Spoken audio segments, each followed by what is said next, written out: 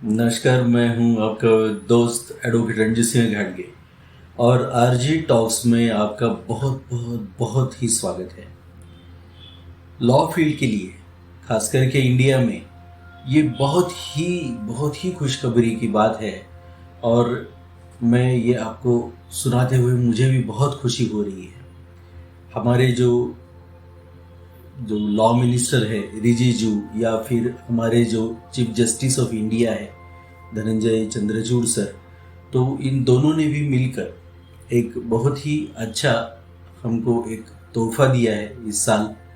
और उस तोहफे को जो एक हम बोलते हैं चार चांद लगाना, तो वो फिनांस मिनिस्टर और हमारे जो माननीय पंत प्रधान है नरेंद्र मोदी जी, उन्होंने लगाए हैं। क्या है ऐसी खुशखबरी की बात और इतना खुश क्यों हूँ मैं? तो हमारे पूरे देश के इतिहास में 7,000 करोड़ रुपए का बजट लॉ एंड जुडिशरी को, लॉ एंड जस्टिस को कभी भी आज तक सैंक्शन हुआ नहीं।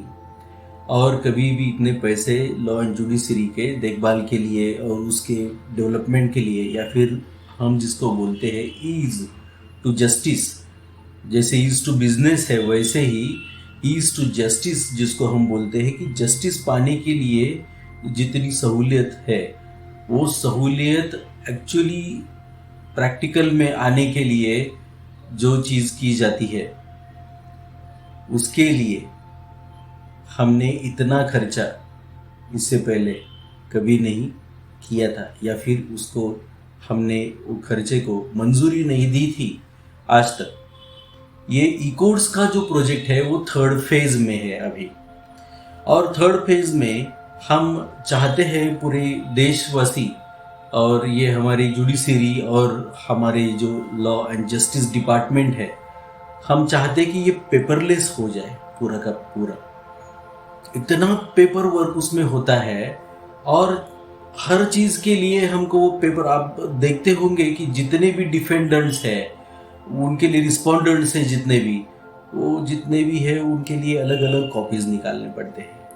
बेंच में उस तरीके से जितने जजेस बैठे हुए उनके लिए अलग अलग कॉपीज निकालने पड़ते हैं। हम कोई भी काम अगर दाखिल करते हैं उसका ओरिजिनल बेंच अलग रहता है, अपील पे अपील होते हैं, अपील पे अपील होते हैं, हर अपील में उसका समझ लीजिए कि पेपर वर्क बहुत सारा होता है, जेरॉक्स वगैरह उसके निकालने पड़ते हैं। और इतनी तकलीफ दे ये सारी चीज़ होती है लोगों के लिए, लिटिगेंट्स के लिए, खास करके लॉयर्स के लिए भी।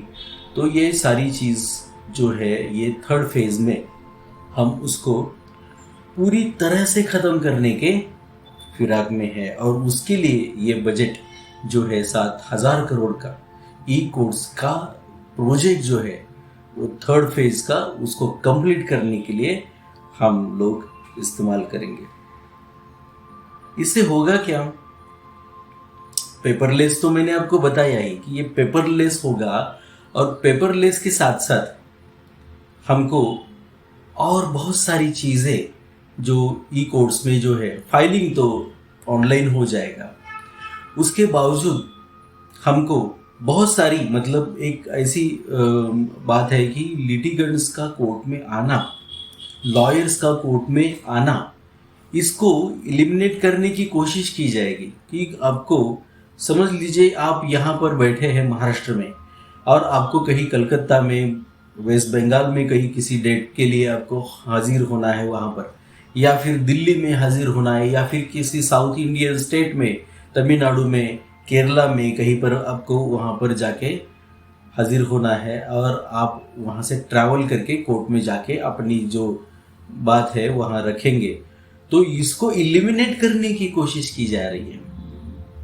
आपको वीडियो कॉन्फ्रेंसिंग या फिर और दूसरे तरीके से जो आर्टिफिशियल इंटेलिजेंस का इस्तेमाल करके हम लोग जो है वहाँ पे प्रेजेंट रह सकते हैं, अपनी बात रख सकते हैं। इसकी वजह से होगा क्या? ट्रैवलिंग का टाइम बचेगा, पैसे बचेंगे, पैसे की बचत तो बहुत ज़्यादा होगी, लॉयर्स की भी होगी। आपके पसंद के लॉयर आप सिलेक्ट कर सकते हो, जो लॉयर जहाँ पे है आपको उपलब्ध है, जहाँ पे आपको वो मिल रहे हैं वहीं पे आप उनको एंगेज कर सकते हैं। जो वकालतनामा वगैरह है उसका भी ई फाइलिंग वहाँ पे बैठ के कर सकते हैं। और डिस्टेंस में जो भी कोर्ट का प्रोसीडिंग है उसमें आप दोनों भी, लॉयर्स भी और जो लिटिगेंट्स है वो दोनों भी उसमें अपना जो पार्टिसिपेशन है वो कर सकते हैं, अपनी बात रख सकते हैं उस कोर्ट में, डिस्टेंस के कोर्ट में।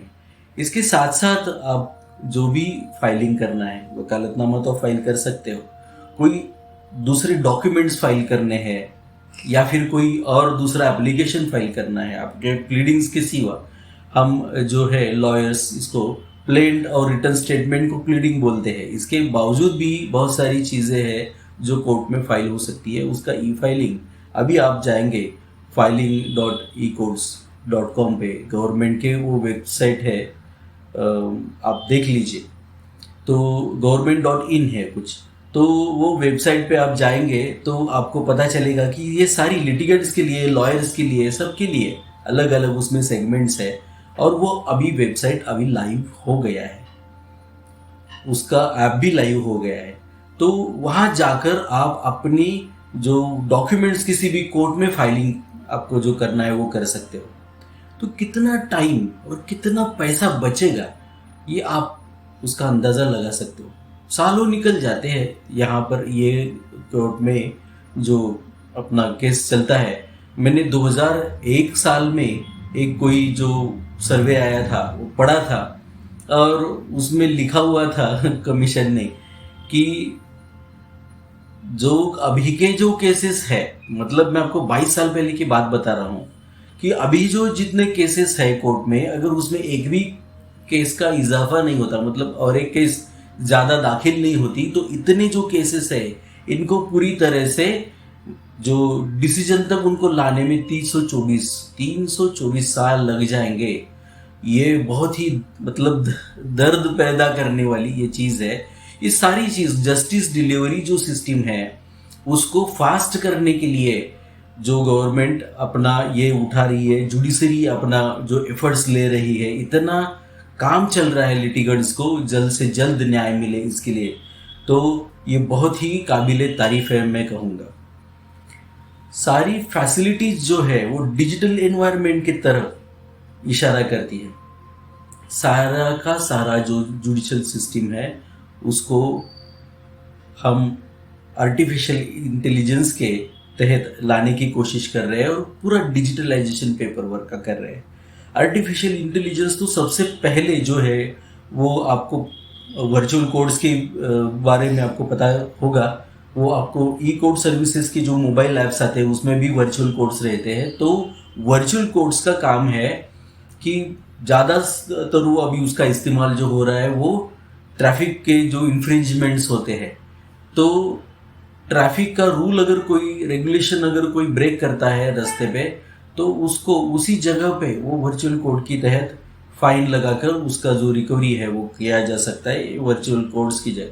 तो ये मतलब इसका इस्तेमाल करके तो आर्टिफिशियल इंटेलिजेंस इतनी जल्द से जल्द हमारे ये वर्चुअल कोर्ट्स के विषय में, ज़्यादातर ये ट्रैफिक और इसके रूल्स रेगुलेशन के इन्फ्रिंजमेंट जो भंग कर देते हैं लोग, ट्रैफिक के रूल्स का सिग्नल पास कर देते हैं, किसी को डैश लगा देते हैं, कोई ओवरटेकिंग रैश नेग्लिजेंट ड्राइविंग कर देते हैं, रॉन्ग पार्किंग वगैरह कर देते हैं, डबल पार्किंग वगैरह कर देते हैं। बहुत सारी चीज़ें हैं इसमें, बच्चों को ये कराने, वो गाड़ी चलाने के लिए दे देते हैं। तो वर्चुअल कोर्ट्स के जरिए ये चीज़ जो है वो झट से इसको हम ये कर पाएंगे।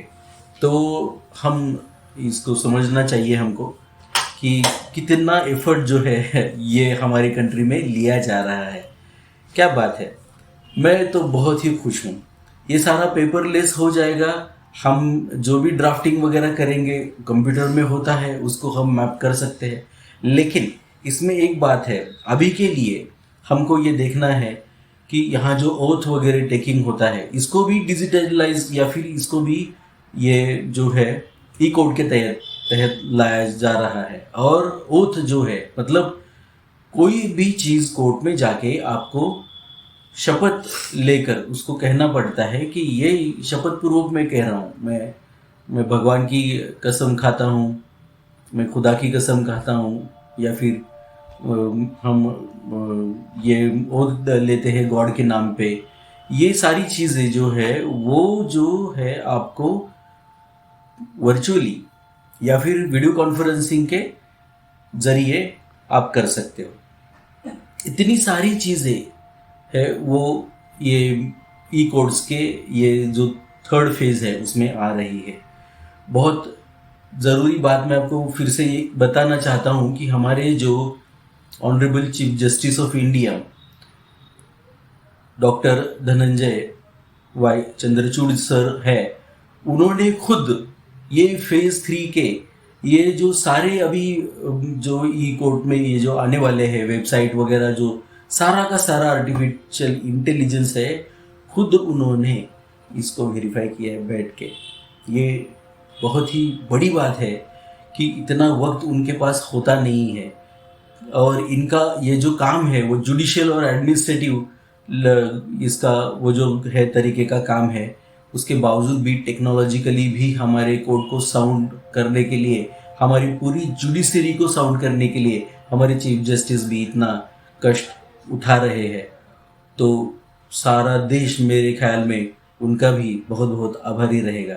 निर्मला सीताराम जी का तो हम आभार उनका तो मानते ही है, क्योंकि उन्होंने सारी ये बजट में ये 7,000 करोड़ का ये जो है वो ये अमाउंट हमारे लिए अलग से निकाल दिया है।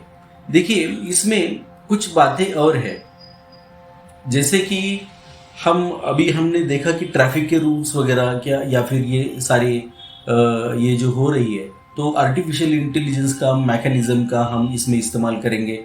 जो इसको पेंडेंसी है उसको हम कर्टेल करने के लिए, कम करने के लिए इसको ज़्यादा से ज़्यादा इसमें जो है एफर्ट्स लेंगे।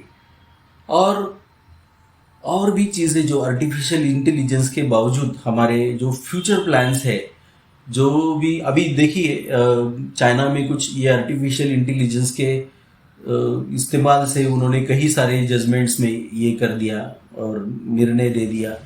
अमेरिका में भी अभी एक ही हफ्ते पहले उन्होंने आर्टिफिशियल इंटेलिजेंस के साथ में क्या हम लोग इसमें इसका इस्तेमाल करके जुडिशरी में ये कर सकते हैं और जजमेंट्स वगैरह दे सकते हैं, इसका ट्रायल ले लिया। आपने देखा होगा ये चैट जीपी पे वो जो सारी चीज़ें चल रही है, तो उनको भी आर्टिफिशियल इंटेलिजेंस को उन्होंने ये एग्जामिनेशन जो लॉ का होता है फेडरल का, उसमें उनको अपेयर होने के लिए दिया और वो आर्टिफिशियल इंटेलिजेंस जो है एआई वो पास हो गए उसमें। तो ये समझने वाली बात है। अच्छा, मार्क्स भी उनको अच्छे मिले हैं, लेकिन पूरी तरह से उसको अपना जो जुडिशियल माइंड है जिसको हम बोलते हैं, वो इस्तेमाल किस तरीके से आर्टिफिशियल इंटेलिजेंस कर सकता है वो देखना पड़ेगा।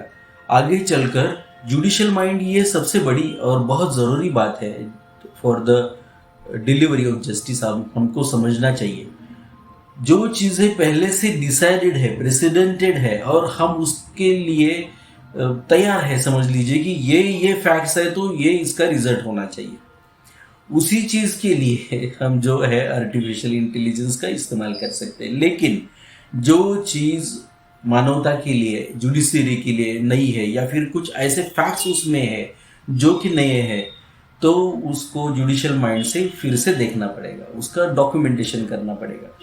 तो ऐसा नहीं होगा कि आर्टिफिशियल इंटेलिजेंस के साथ हम जाएंगे तो पूरी तरह से हम इसको मानवी जो ये हमारा एफर्ट है या हस्तक्षेप है या जुडिशियल माइंड जो है, तो उसका इस्तेमाल करना बंद कर देंगे। ऐसा तो नहीं होने वाला।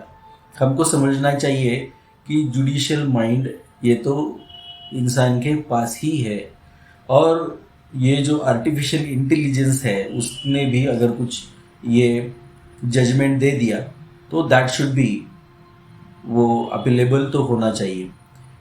इसके इस्तेमाल के लिए हमारे लिए ये इंफ्रास्ट्रक्चर जो तैयार होने वाला है, उसमें सबसे ज़रूरी बात, मतलब कोर्ट्स में तो स्क्रीन्स वगैरह लगेंगे, इंटरनेट वगैरह जो है उसके फैसिलिटीज़ आएंगी।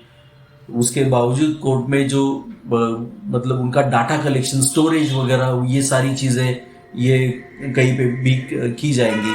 इसके साथ साथ मैं आपको बताना चाहता हूँ कि लॉयर्स को और लिटिगेंट्स को फैसिलिटेट करने के लिए पूरे देश में 4,400 फैसिलिटी सेंटर्स उनको जनरेट किया जाएगा। ये 7,000 करोड़ रुपए कहाँ खर्च होने वाले हैं ये हमको पता होना चाहिए।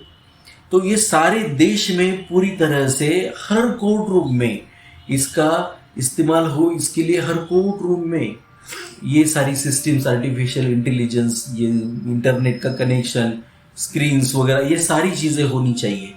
और पूरी तरह से कोर्ट को, कोर्ट आवर्स में जो जजेस बैठेंगे उसमें, तो उनको भी इसके लिए प्रिपेयर होना चाहिए। तो इसके लिए ये पैसा पूरी तरह से खर्चा होगा।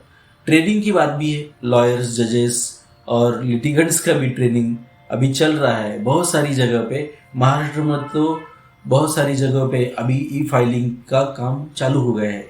पिछले ही वीडियो में मैंने बताया था कि 9 तारीख जनवरी की, उसके बाद 15 दिन का टाइम बढ़ा दिया गया है। और जो अभी है तो 1 फरवरी से इसको अभी हर जगह लागू किया है। कहाँ कहाँ पे इसका ये हो रहा है, मतलब हाइब्रिड इसको करे, फिजिकल फाइलिंग भी रखे और ई फाइलिंग भी रखे। जब तक कि ई फाइलिंग पूरी तरह से काम नहीं करता, ये सारी चीज़ों को हमको देखना चाहिए। और एक प्रैक्टिकल सॉल्यूशन उसमें हर बार काउंसिल को या फिर हर बार एसोसिएशन को डिस्ट्रिक्ट लेवल पे या सब डिस्ट्रिक्ट लेवल पे भी जो है तो उनको निकालना चाहिए। और अपने जो प्रिंसिपल जज वहाँ पे है उनके साथ बैठ के मिल के लॉयर्स और लिटिगेंट्स और जजेस ने मिल के ये अभी तक के लिए तो हाइब्रिड मॉडल को चलाना चाहिए महाराष्ट्र में। This is my suggestion actually. तो प्रैक्टिकल तो कहीं ना कहीं सोल्यूशन मिल ही जाएगा हम सब के लिए। इसके बावजूद हम जो ऑनलाइन डिस्प्यूट रेजोल्यूशन प्लेटफॉर्म भी है, तो वो प्लेटफॉर्म को भी हम लोगों ने ये डिजिटलाइज कर दिया है, अभी हो जाएगा। और इसके लिए भी ये पैसा खर्च होगा, ये हमको पता चलना चाहिए। ये लाइव स्ट्रीमिंग जो कोर्ट में अभी होता नहीं है, बहुत सारी जगहों से वीडियोज अभी आने लगे हैं, कहीं कहीं पे हो गया है, लेकिन पूरी तरह से सारे के सारे कोर्ट रूम्स में जो भी चल रहा है, जो इन कैमरा प्रोसीडिंग है उनको छोड़ के समझ लीजिए जो भी काम चल रहा है उसका लाइव स्ट्रीमिंग करने के लिए, जैसे कि क्रिकेट मैच आप देखते हो वैसे कोर्ट के प्रोसीडिंग्स आप सब देख पाओगे। पूरी दुनिया देख पाएगी कि भारत के कोर्ट्स में क्या हो रहा है, क्योंकि ये तो ओपन सोर्स है सारा। तो ये बहुत ही कमाल की चीज़ है कि हम कोर्ट में जो भी हो रहा है उसको घर बैठे देख पाएंगे। जो भी चैनल वगैरह वो जहाँ भी जो भी लिंक मिल जाए उस लिंक पे जाएंगे तो जिस कोर्ट में ये काम चल रहा है उस कोर्ट का लाइव स्ट्रीमिंग आपको आपके मोबाइल पे, आपके किसी भी डिवाइस पे देखने को मिलेगा। क्योंकि ये जो 7,000 करोड़ का बजट है उसके लिए लाइव स्ट्रीमिंग के लिए भी खर्च होगा। बहुत सारी चीज़ें हैं और मैं बहुत सारी और बातें आपको बताना चाहता हूँ कि जो जुडिशरी में ई लाइब्रेरी वगैरह हम सबको मिल जाएगी। जो जजमेंट्स है वो सारे के सारे जजमेंट्स जितने भी ऑफिशियल लैंग्वेजेस है 14 और अभी 22 हो गई है, तो ये सारी लैंग्वेजेस ऑफिशियल लैंग्वेजेस में ये ट्रांसलेट हो जाएंगी। वेरी कीनली हम सब इसको देख रहे हैं, हमारे जजेस इनको देख रहे हैं कि ये अंग्रेजी में होता है सुप्रीम कोर्ट में जजमेंट, तो ये तमिल में मिलता नहीं, हिंदी में मिलता नहीं, मराठी में मिलता नहीं। तो हम इसको क्या करेंगे, तो आप वेबसाइट पे जाओगे, जजमेंट देखोगे तो आपको आपके भाषा में ये जजमेंट मिल जाए, इसकी कोशिश की जा रही है कि रीजनल लैंग्वेजेस में ये जजमेंट मिल जाए। तो आपको समझ गया होगा कि ये जो बजट है वो कितनी सारी जगह पे खर्च होने वाला है। और इसका मेन जो पर्पस है वो है कि हम न्याय दे दें और बहुत ही फास्ट इसको दे दें, ये समझने वाली बात है। तो मित्रों, मैं अपनी बात अभी यहाँ पूरी करूँगा। बहुत सारी और बातें इस विषय में मैं आपको बताता रहूँगा, क्योंकि ये तो सिर्फ शुरुआत है कि जुडिशरी में आगे आने वाले साल में बहुत सारी चीज़ें होने वाली है और आपको वो सारी चीज़ों का पता होना भी आवश्यक है। तो ये सारी चीज़ें मैं आपको बताता रहूँगा, नए अपडेट्स देता रहूँगा और लॉ एंड जस्टिस के बारे में आपसे बात करता रहूँगा। जो भी आपको पूछना है आप हमारे जो वेबसाइट्स है उस पर आप आपके क्वेश्चंस डाल सकते हैं, ये कमेंट्स में डाल सकते हैं। जो भी मोबाइल नंबर्स हमारे स्क्रीन पे आते हैं तो उस पर आप आपके क्वेश्चंस डाल सकते हैं। हम पूरी कोशिश करेंगे कि ये सारी जवाब जो है आपको मिल जाए, जो भी आपको सता रहे हैं। मेरी सारी टीम मेरे साथ में है और मैं आपके साथ में हूँ।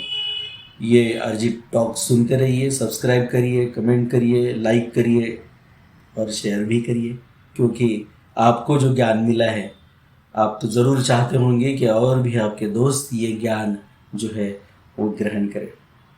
तो मिलते हैं दोस्तों बहुत ही जल्द। बहुत बहुत धन्यवाद।